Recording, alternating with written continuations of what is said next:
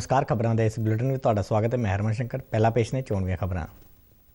प्रधानमंत्री नरेंद्र मोदी ने 18 सूबਿਆਂ ਤੇ 2 ਕੇਂਦਰ ਸ਼ਾਸਿਤ ਪ੍ਰਦੇਸ਼ਾਂ ਵਿੱਚ ਆਕਾਸ਼ਵਾਣੀ ਦੇ 91 ਨਵੇਂ FM ਟਰਾਂਸਮੀਟਰ ਦੇਸ਼ ਨੂੰ ਕੀਤੇ ਸਮਰਪਿਤ। ਕਿਹਾ ਕਿ ਡਿਜੀਟਲ ਇੰਡੀਆ ਨੇ ਰੇਡੀਓ ਨੂੰ ਨਵੇਂ ਸਰੋਤੇ ਤੇ ਨਵੀਂ ਵਿਚਾਰਧਾਰਾ ਦਿੱਤੀ ਹੈ।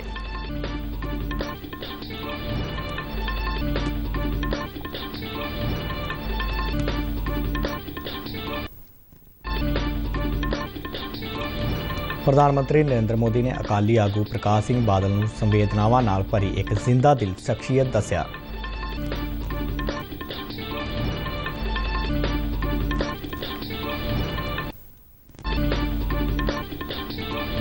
भारतीय जनता पार्टी के सीनियर आगू ते केंद्रीय मंत्री हरदीप सिंह पुरी अनुसार पंजाब सरकार चोणां वेले वोटरां नाल कीते वादे पूरे करन विच नाकाम रही है।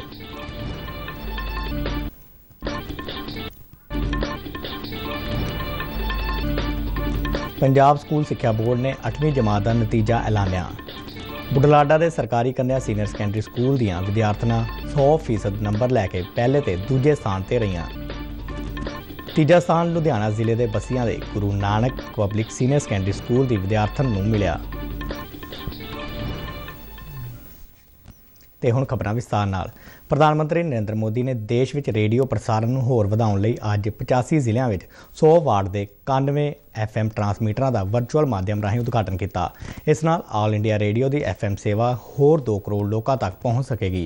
इस मौके पर अपने संबोधन में प्रधानमंत्री नरेंद्र मोदी ने कहा कि इस विच देश विचली विभिन्नता ਅਤੇ ਵੱਖ-ਵੱਖ रंगों की झलक भी है ਅਤੇ ਇਹ 2 करोड़ लोगों ਲਈ एक तोहफा है। प्रधानमंत्री ने कहा कि ऑल इंडिया रेडियो के FM ट्रांसमीटर भाईचारे ਲਈ जानकारी, खेतीबाड़ी ਅਤੇ मौसम ਲਈ जानकारी, सब्जियां ਤੇ फसलों बारे जानकारी तो इलावा स्वै सहायता ग्रुपों ਅਤੇ कुदरती आफतों बारे जानकारी ਲਈ भूमिका अदा करेंगे। ऑल इंडिया रेडियो की FM सर्विस का एक्सपांशन ऑल इंडिया FM बनने की दिशा में एक बड़ा और महत्वपूर्ण कदम है। ऑल इंडिया रेडियो के 91 FM ट्रांसमीटर्स की ये शुरुआत देश के 85 जिलों के 2 करोड़ लोगों के लिए उपहार की तरह है। एक तरह से इस आयोजन में भारत की विविधता और अलग अलग रंगों की एक झलक भी है।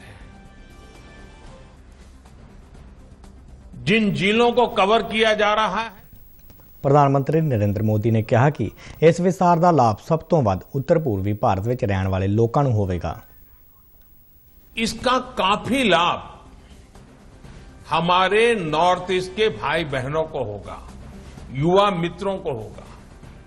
इसके लिए उन्हें मैं विशेष तौर पर बधाई देता हूं। साथियों, जब बात रेडियो और FM की होती है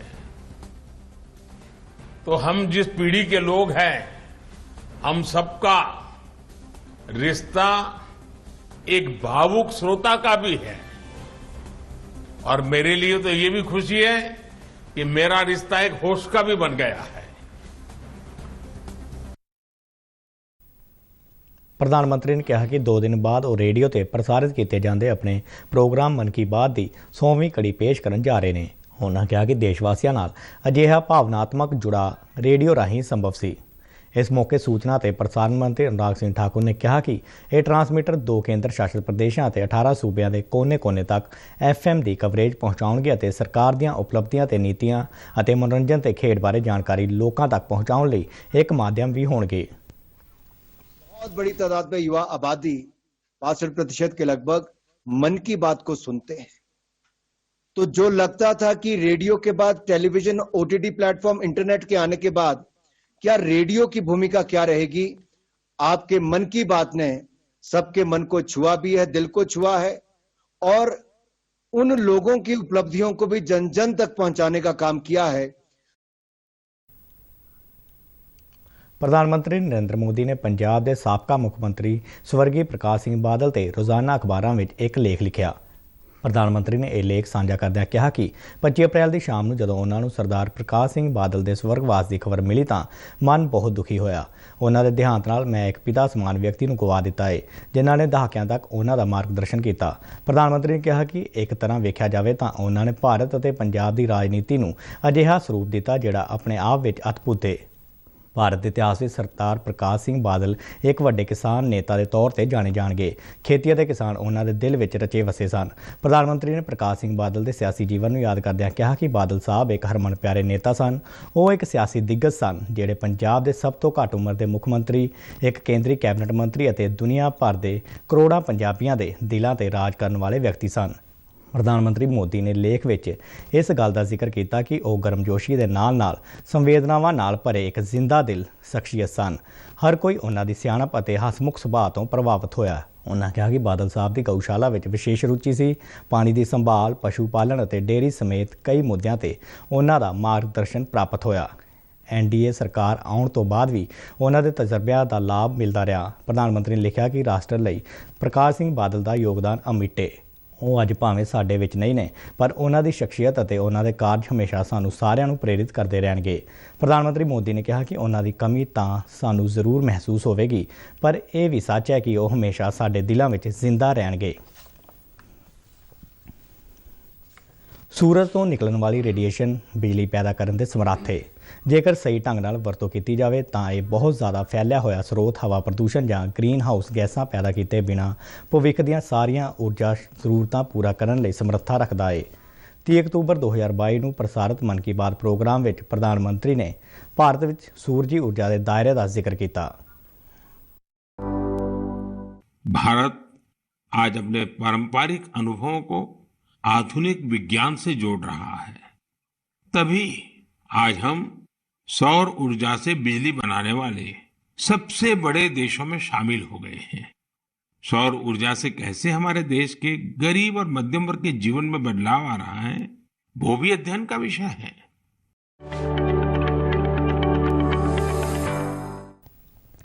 ਭਾਰਤੀ ਜਨਤਾ ਪਾਰਟੀ ਦੇ ਸੀਨੀਅਰ ਆਗੂ ਅਤੇ ਕੇਂਦਰੀ ਮੰਤਰੀ ਹਰਦੀਪ ਸਿੰਘ ਪੁਰੀ ਨੇ ਕਿਹਾ ਹੈ ਕਿ ਪੰਜਾਬ ਦੀ ਆਮ ਆਦਮੀ ਪਾਰਟੀ ਸਰਕਾਰ ਨੇ ਚੋਣਾਂ ਵੇਲੇ ਵੋਟਰਾਂ ਨਾਲ ਕਈ ਵਾਅਦੇ ਕੀਤੇ ਸਨ, ਪਰ ਪਿਛਲੇ 13 ਮਹੀਨਿਆਂ ਵਿੱਚ ਪਾਰਟੀ ਇਹ ਵਾਅਦੇ ਪੂਰੇ ਕਰਨ ਵਿੱਚ ਨਾਕਾਮ ਰਹੀ ਹੈ। ਜਲੰਧਰ ਵਿੱਚ ਭਾਰਤੀ ਜਨਤਾ ਪਾਰਟੀ ਦੇ ਦਫ਼ਤਰ ਵਿੱਚ ਅੱਜ ਇੱਕ ਪ੍ਰੈਸ ਕਾਨਫਰੰਸ ਨੂੰ ਸੰਬੋਧਨ ਕਰਦਿਆਂ ਉਹਨਾਂ ਕਿਹਾ ਕਿ ਇਸ ਨਾਲ ਪਾਰਟੀ ਦੀ ਕਥਨੀ ਤੇ ਕਰਨੀ ਵਿੱਚ ਅੰਤਰ ਸਾਹਮਣੇ ਆ ਗਿਆ ਹੈ। ਵੋਟਰ ਨੇ ਬਾਕੀ ਸਾਰੀ ਪਾਰਟੀਆਂ ਨੂੰ ਰਿਜੈਕਟ ਕੀਤਾ ਤੇ ਉਹਨਾਂ ਨੇ ਇੱਕ ਹੋਰ ਰਾਜਨੀਤਿਕ ਦਲ ਨੂੰ ਵੋਟਾਂ ਪਾਈਆਂ ਨੇ। क्यों पाइया ने? क्योंकि उन्होंने वोटर के सामने आके कुछ ਇਹੋ ਜਿਹੀਆਂ ਗੱਲਾਂ ਰੱਖੀਆਂ कि ਅਸੀਂ ਨਸ਼ਾ ਤੋਂ ਮੁਕਤੀ ਦਿਲਵਾ ਦੇਵਾਂਗੇ ਤੁਹਾਨੂੰ, ਅਸੀਂ ਜਿਸ ਪਰਿਵਾਰ ਵਿੱਚ 18 ਸਾਲ ਤੋਂ ਜ਼ਿਆਦਾ ਉਮਰ ਦੀ ਸਾਡੀ ਭੈਣ ਜਾਂ ਬੇਟੀ ਹੋਏ ਉਹਨਾਂ ਨੂੰ 1000 ਰੁਪਏ ਮਹੀਨਾ ਦੇ ਦੇਵਾਂਗੇ, ਅਸੀਂ ਇਹ ਕਰ ਦੇਵਾਂਗੇ, ਉਹ ਕਰ ਦੇਵਾਂਗੇ। ਪਰ ਮੇਨ ਮੈਨੂੰ ਜੋ ਲੱਗਦਾ ਹੈ ਉਹਨਾਂ ਨੇ ਆਪਣੇ ਆਪ ਨੂੰ ਇੱਕ ਕਲੀਨ ਇਮੇਜ ਜਾਂ ਸਾਫ਼ ਛਵੀ उन्होंने अपनी प्रेजेंट करने की कोशिश की। साढ़े जेडे मेरे जो पोलिटिकल वर्कर्स है जिन्हें साडा तो वास्ता पिया होया उन्होंने साड़ी असी दिल्ली चो जो करते आए ने असी देखा पिछले कई साल। मैं लोगों को समझाने की कोशिश की जे जो गल कहते हैं तो करते हो बड़ा फर्क होता है, ठीक है। पर 13 महीने होए ने उस पार्टी दे इत्थे पंजाब विच उन्होंने जिम्मेवारी संभाली है, सत्ता च है। हुण 13 महीने काफ़ी है लोगों को समझने वास्ते कि ये जो कहते हैं तो करते हैं उहदे च काफ़ी अंतर है। ਹਰਦੀਪ ਸਿੰਘ ਪੁਰੀ ਨੇ ਕਿਹਾ ਕਿ ਪ੍ਰਧਾਨ ਮੰਤਰੀ ਨਰਿੰਦਰ ਮੋਦੀ ਦੀ ਅਗਵਾਈ ਵਿੱਚ ਅੱਜ ਭਾਰਤ ਹਰ ਖੇਤਰ ਵਿੱਚ ਲਗਾਤਾਰ ਅੱਗੇ ਵਧ ਰਿਹਾ ਹੈ ਅਤੇ ਵਰਕਰਾਂ ਦੀ ਬਦੌਲਤ ਭਾਰਤੀ ਜਨਤਾ ਪਾਰਟੀ ਆਉਂਦੀਆਂ ਆਮ ਚੋਣਾਂ ਵਿੱਚ 300 ਤੋਂ ਵੱਧ ਸੀਟਾਂ ਹਾਸਲ ਕਰੇਗੀ। ਇੱਕ ਸਵਾਲ ਦੇ ਜਵਾਬ ਵਿੱਚ ਉਹਨਾਂ ਸ਼੍ਰੋਮਣੀ ਅਕਾਲੀ ਦਲ ਨਾਲ ਗਠਬੰਧਨ ਤੋਂ ਇਨਕਾਰ ਕੀਤਾ। ਪੰਜਾਬ ਸਰਕਾਰ ਨੇ ਜ਼ਮੀਨ ਜਾਇਦਾਦ ਦੀ ਰਜਿਸਟ੍ਰੇਸ਼ਨ ਤੇ ਵਸੂਲੀ ਜਾਂਦੀ ਸਟੈਂਪ ਡਿਊਟੀ ਅਤੇ ਫੀਸ ਵਿੱਚ 2.25% ਛੋਟ ਦੇਣ ਦੇ ਸਮੇਂ ਵਿੱਚ ਵਾਧਾ ਕਰਕੇ ਇਸ ਨੂੰ 15 ਮਈ ਤੱਕ ਵਧਾ ਦਿੱਤਾ ਹੈ ਅਤੇ ਇਸ ਸੰਬੰਧੀ ਫੈਸਲਾ ਮੰਤਰੀ ਮੰਡਲ ਦੀ ਲੁਧਿਆਣਾ ਵਿੱਚ ਮੁੱਖ ਮੰਤਰੀ ਭਗਵੰਤ ਮਾਨ ਦੀ ਅਗਵਾਈ ਵਿੱਚ ਅੱਜ ਹੋਈ ਇੱਕ ਮੀਟਿੰਗ ਵਿੱਚ ਲਿਆ ਗਿਆ। ਮੁੱਖ ਮੰਤਰੀ ਦਫ਼ਤਰ ਦੇ ਇੱਕ ਬੁਲਾਰੇ ਨੇ ਦੱਸਿਆ ਕਿ ਰਜਿਸਟਰੀ ਕਰਵਾਉਣ ਵਾਲਿਆਂ ਨੂੰ 1% additional stamp duty, 1% PIDB fees ਅਤੇ 0.25% ਵਿਸ਼ੇਸ਼ ਫੀਸ ਤੋਂ ਛੋਟ ਹੋਵੇਗੀ। ਮੰਤਰੀ ਮੰਡਲ ਨੇ ਕੁਦਰਤੀ ਮਾਰ ਹੇਠ ਆਈਆਂ ਫਸਲਾਂ ਤੋਂ ਪ੍ਰਭਾਵਿਤ ਖੇਤ ਕਾਮਿਆਂ ਨੂੰ 10% ਮੁਆਵਜ਼ਾ ਦੇਣ ਦਾ ਐਲਾਨ ਕੀਤਾ। उत्तर रेलवे के नवनियुक्त जनरल मैनेजर शोभन चौधरी ने बीते दिन पठानकोट सिटी स्टेशन का दौरा किया। इस मौके पर उन्होंने पंजाब नूं हिमाचल नाल जोड़न वाले ਚੱਕੀ दरिया हरियाल जाके पठानकोट जोगिंदर नगर नैरोगेज लाइन ते बन रहे पुल के निर्माण कार्य का निरीक्षण किया। पठानकोट सिटी स्टेशन ते उन्होंने कर्मचारियों नाल गलबात की और रेलवे के ਵੱਖ-ਵੱਖ विभागों में जाके उन्होंने कामां का निरीक्षण भी किया। पत्रकारों नाल गलबात करदे उन्होंने कहा कि ਚੱਕੀ नैरोगेज पुल का काम बहुत तेज़ी नाल किया जा रहा है तो नवंबर 2023 तक इसनूं पूरा कर लिया जाएगा। इसलिए काम में तेज़ी लियाउण वास्ते आख्या गया है। शोभन चौधरी ने कहा कि इस माली साल दौरान कश्मीर घाटी में भी रेल सेवा पूरी तरह नाल शुरू कर दी जाएगी। गैर कानूनी माइनिंग बारे पूछे गए सवाल ते उन्होंने कहा कि माइनिंग ते रोक लगाना रेलवे का काम नहीं है। इस मौके उन्होंने नाल फिरोजपुर रेलवे डिवीजन के DRM सीमा शर्मा समेत होर रेलवे अधिकारी भी मौजूद सन। इस दौरान शोभन चौधरी ने सुल्तानपुर लोधी रेलवे स्टेशन का दौरा किया और railway track signal installation TCS और होर जरूरी प्रबंधों संबंधी जानकारी ली।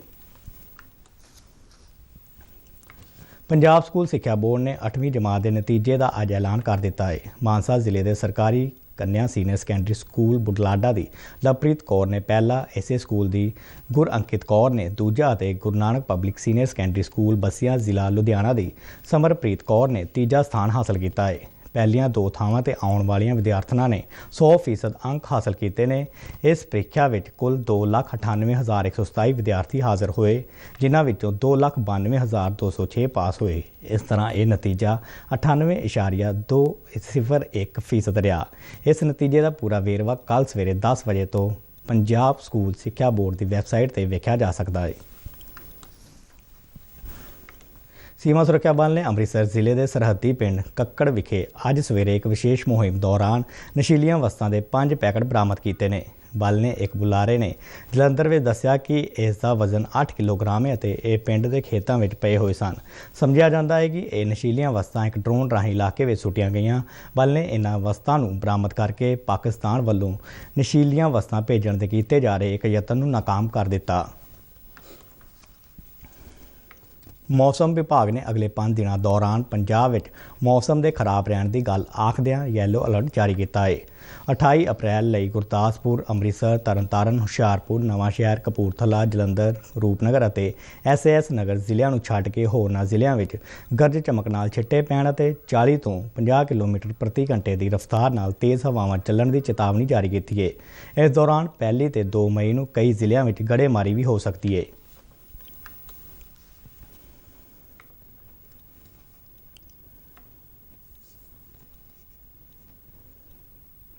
खबरों के बुलेटिन साढ़े दर्शक RNU DDK जलंधर के YouTube चैनल, फेसबुक पेज और ट्विटर हैंडल पर भी देख सकते हैं। बुलेटिन के अखीर में चोणवीं खबरां एक बार फिर तो। प्रधानमंत्री नरेंद्र मोदी ने 18 सूबों के 2 केंद्र शासित प्रदेशों में आकाशवाणी के 91 नवे FM ट्रांसमीटर देश को किए समर्पित। कहा कि डिजिटल इंडिया ने रेडियो को नवे स्रोते ते नवी विचारधारा दी है।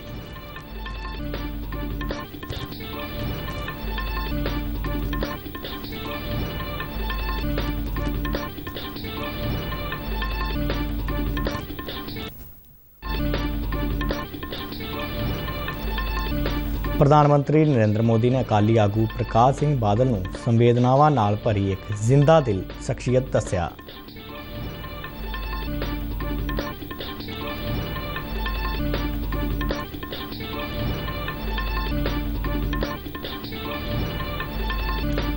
भारतीय जनता पार्टी के सीनियर आगू ते केंद्रीय मंत्री हरदीप सिंह पुरी अनुसार पंजाब सरकार चोणां वेले वोटरां नाल कीते वादे पूरे करन विच नाकाम रही है।